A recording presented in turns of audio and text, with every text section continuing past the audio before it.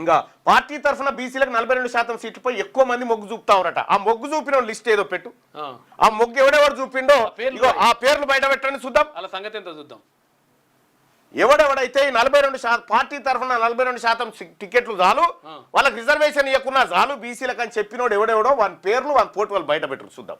Jagir BC రిజర్వేషన్ల bill అంశం supreme దృష్టికి.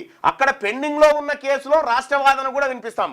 పెండింగ్ లో ఉన్న దాంట్లో పెండింగ్ లో ఎందుకున్నది అన్నది బెంచ్ మీదకి రాక పెండింగ్ లో ఉన్న దాంట్లో జ్వరపడతాడు. ఇప్పుడు కొత్తగా ఈయనబోడట పిఎస్సి సమావేశంలో సీఎం ఈ ఐడియాలన్నీ ఎవడిస్తాడు రేవంత్ రెడ్డి కంటే జానారెడ్డి అనేటువంటి దుర్మార్గుడు, బీసీ దుర్మార్గుడు ఇచ్చేటువంటి బీసీలకు దుర్మార్గుడిగా వ్యవహరిస్తున్నటువంటి జానారెడ్డి అనేటోడు ఇగో ఈ ఐడియాలన్నీ తయారు చేస్తూ ఉంటాడు అన్నట్టు. రిజర్వేషన్లపై కాంగ్రెస్ సీనియర్ నేతలతో కమిటీ న్యాయ కోవిధుల సలహాలు తీసుకుని 28లోగా నివేదిక. ఇగో మళ్ళీ ఇదో కమిటీ, అటు మంత్రుల కమిటీ ఇటు ఇదో కమిటీ. 28లోగా నివేదిక. బట్టి విక్రమార్క ఉత్తమ్ వెల్లడి. వీళ్ళంతా డ్రామా ఆర్టిస్టులు, వీళ్ళంతా మోసగాళ్ళు, వీళ్ళంతా ఏది చీటర్లను ఇంకెక్కడ బీసీ సమాజం చూడదేమో.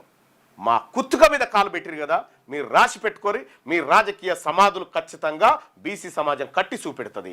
బీసీల చేతికి రాష్ట్రం ఖచ్చితంగా వస్తుంది. మీరు ఆడినటువంటి డ్రామా.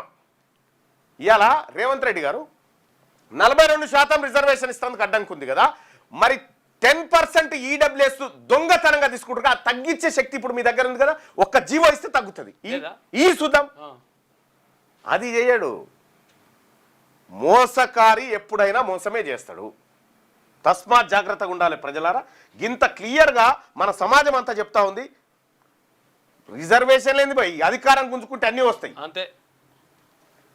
26 తారీఖు నాడు వీళ్ళు ఏం రిపోర్ట్ ఇస్తా ఉన్నారు చూసి, అది చూసిన తర్వాత క్లియర్గా బీసీ సమాజం అంతా కూర్చొని మాట్లాడతాం. ఏం జరగబోతుందో మీ ముందుకు తీసుకొస్తాం.